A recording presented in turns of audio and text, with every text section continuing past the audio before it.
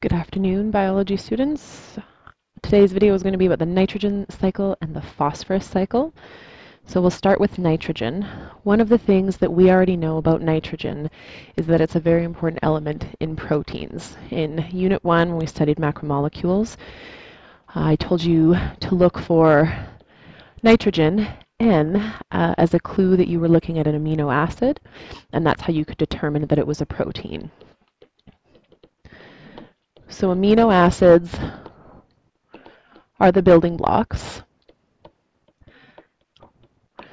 Many amino acids in a chain make up a protein, so that we knew from before. What are some of the things that proteins do? Well, we know from our previous studies that proteins have many functions. So I'd ask you to pause for a second and see if you can list some of the 8 functions that proteins have. So hopefully after the pause you were able to think of at least some of these. Proteins, we know, can be enzymes, and that was the key function of proteins that we studied. We also know, for example, that proteins can be used for transport. For example, proteins can be part of the cell membrane and allow transport in and out of a cell. Proteins can also be found in the blood. A protein such as hemoglobin can transport oxygen and CO2 through the bloodstream. We know that proteins can be structural, so we know that a lot of basic structures are made up out of proteins. Proteins do many, many things. These are just a few of them. Proteins can additionally be used as hormones for defense. So we saw in Chapter 8 that there are antigens that are proteins that are on the surface of your red blood cells. You also have antibodies, which are proteins that are found in the plasma of blood. Proteins can be used for storage. And proteins can also be used as receptors. So those are some of the functions of proteins that we already saw, we already identified. So we already know their importance to the survival of living organisms. So the nitrogen cycle will have a great impact on protein function because nitrogen is the key element that's making them up. Now, when we talk about proteins, we would want to talk about nitrogen specifically and where it's found in our biosphere. The major storage form of nitrogen is N2. This is a gas, and this is in the atmosphere. Now you might recall that a certain percentage of the atmosphere is nitrogen. In fact, this is the main gas in the atmosphere. Almost 80% of the atmosphere is nitrogen gas. However, when we breathe it in, it's not in a form that's accessible for us to use. The usable form is NO3, so this is nitrate.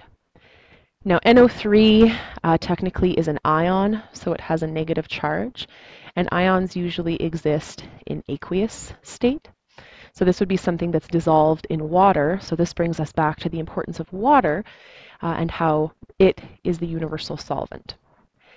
Now the reason I have a picture of a plant over here on this side is because on the roots of many plants, you find bacteria, and these bacteria are able to convert this unusable form, N2 gas, into the usable form, NO3, making it available.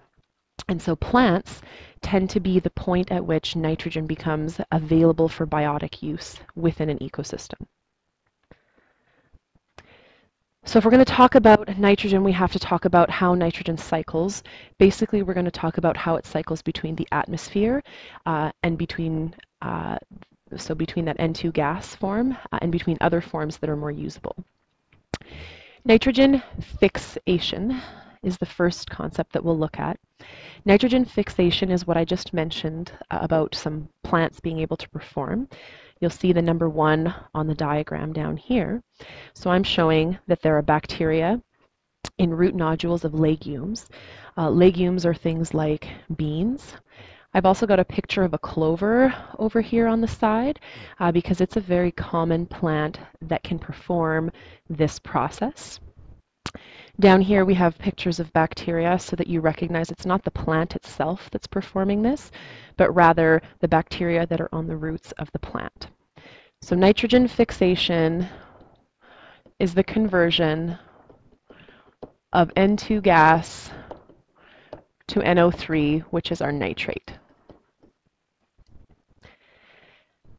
Now you'll notice over on the side I've also labeled number 6 because I wanted to point this out very specifically. Lightning is another source of nitrogen fixation. Now we can't control where lightning strikes and when lightning strikes, and so it's not a way that we can use purposefully to convert nitrogen, at least not on a large setting. We could of course do this in a laboratory setting and use electricity, but lightning can convert atmospheric nitrogen into nitrates, as well as bacteria that you find in the roots of plants. Denitrification, you'll see over here on the other side of the diagram.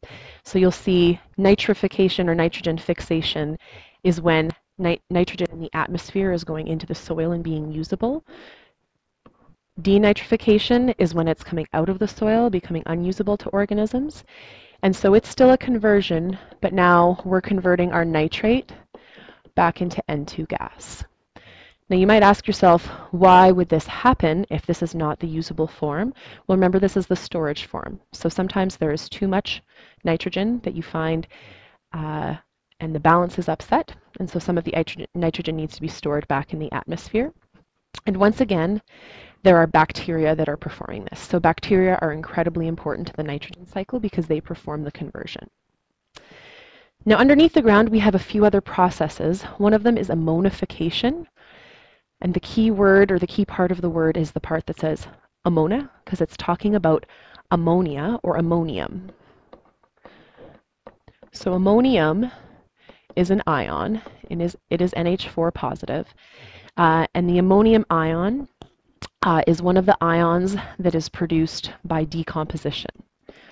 So decomposition produces the ammonium ion, and then this can be acted on by nitrifying bacteria to give me my nitrate. So it's just one part of the process that happens in converting nitrogen between different forms in the soil. Now decomposition is accomplished by bacteria or fungi.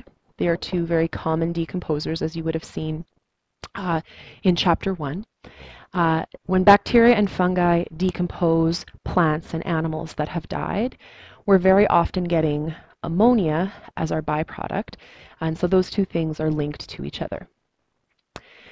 Now number 5, I put two terms there, the word assimilation, and then I put / protein synthesis. You'll see on the diagram, here's number 5. Assimilation is when a plant is taking up nitrogen from the soil.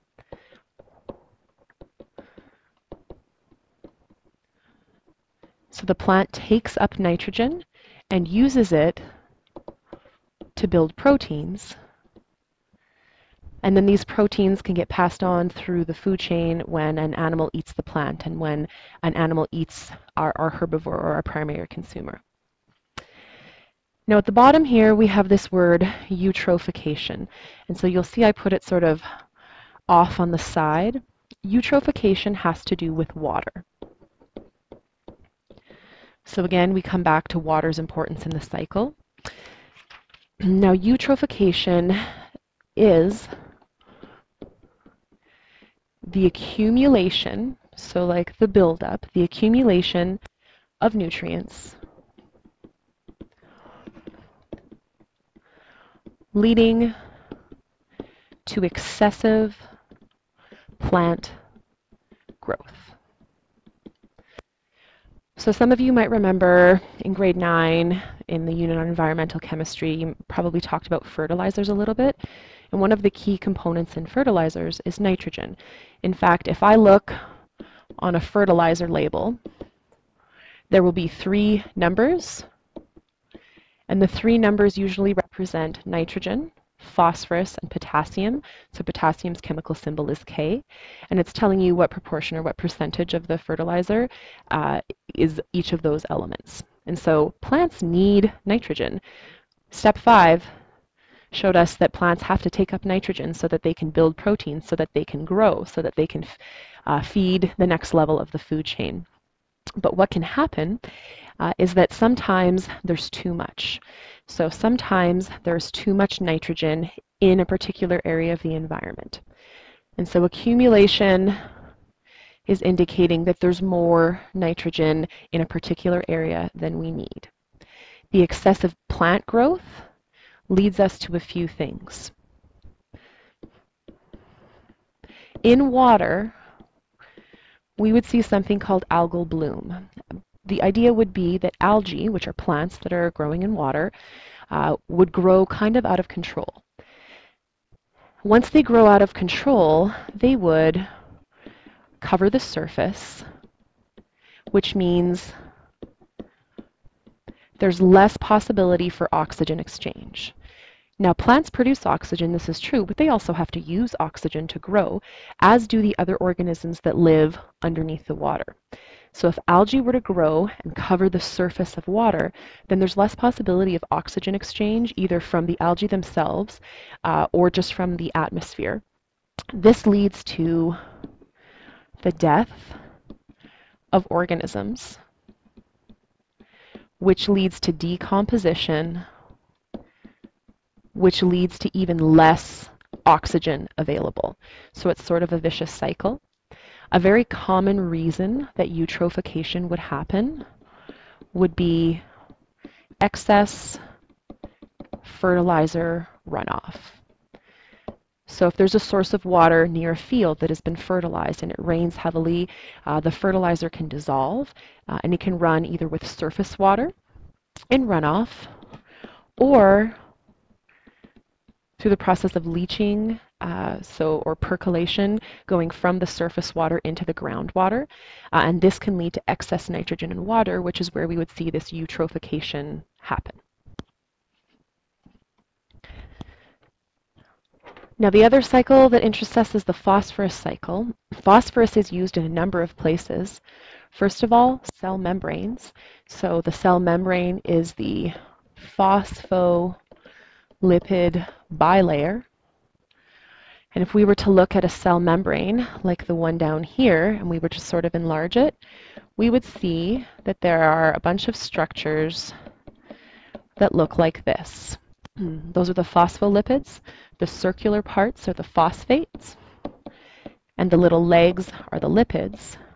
But that means every cell membrane in every cell in every living organism depends on phosphorus.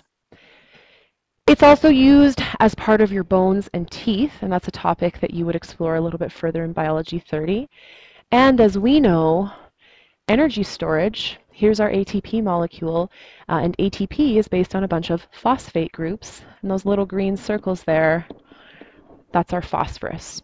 So phosphorus is incredibly important for cell survival because it's part of their structure and it's part of their energy source. So affecting the phosphorus cycle will affect basically every living cell. So what happens in the phosphorus cycle? Well, a key thing about phosphorus is that it is not generally atmospheric, which means it doesn't generally exist in gas form.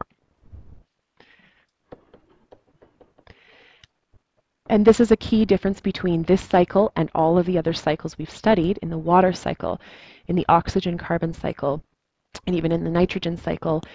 All of those things existed in the atmosphere. So this is a key distinction between phosphorus and the others. So where does phosphorus come from? Well, weathering and erosion, and I put that as number 1. So you'll see the number 1 over here on the diagram. We're showing rain falling on some rocks.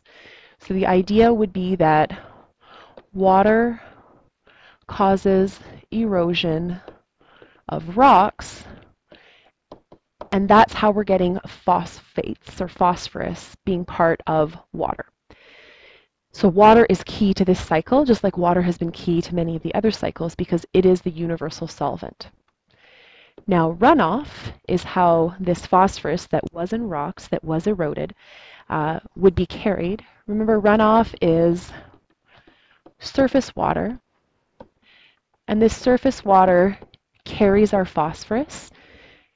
around in an ecosystem. Now we know that eventually plants are going to need to use water and are going to need to use nutrients that are in the soil. So the idea would be the rain falls or the water runs, so it could be rain falling or a river running, causes erosion and phosphorus becomes dissolved. Then when plants are eventually taking up this water and nutrients from the soil, they can access the phosphorus. Now decomposition occurs when organisms die. So if we look over here, here are our decomposers. Once again, we have fungi and bacteria being our main decomposers. So that's what's illustrated in the picture. You've got some mushrooms and some bacteria. Organisms die and phosphorus ends up in the soil, which would again bring us back to plants. Plants can uptake what is in the soil and use it over again. So decomposition is like recycling. Assimilation, just like in the nitrogen cycle, is when plants take up phosphorus and use it in the building of structures or molecules. So for example, plants would use some of this phosphorus to help construct the phospholipid bilayer of the new cells that they are creating. Plants would take up phosphorus and use it to make ATP. Now over here we have eutrophication, and just like with the nitrogen cycle, eutrophication can happen. Here you can clearly see that stuff is collecting on the bottom. So again, it is an accumulation of matter. It can lead to excessive plant growth, just like with the nitrogen cycle. And over here I've got a picture, there's one similar to it in your textbook, showing an experimental lake in Kenora, Ontario. And you'll notice the very clear line where the color changes. This part here has excess phosphorus in it, and you can see that it's covered with this kind of gross green slime. That's your algal bloom. And in that section of the water, you would have the same thing happening as you did when eutrophication happened in the nitrogen cycle. Now, just like with the nitrogen cycle, dissolved phosphorus can either come through runoff or it can come from leaching. So runoff would be it's in surface water and it's being carried to a lake or a pond. Leaching would mean that it got through the ground and got into groundwater. Common sources of runoff, really, and of leaching are detergents and fertilizers. You might actually notice for detergents, soaps, that a lot of them will clearly say that they're phosphate-free because this is a known side effect of using detergents. When we wash something and then that water goes down the sink, it's got to go somewhere. And so it ends up in surface water or it ends up in water on the soil that can cause leaching.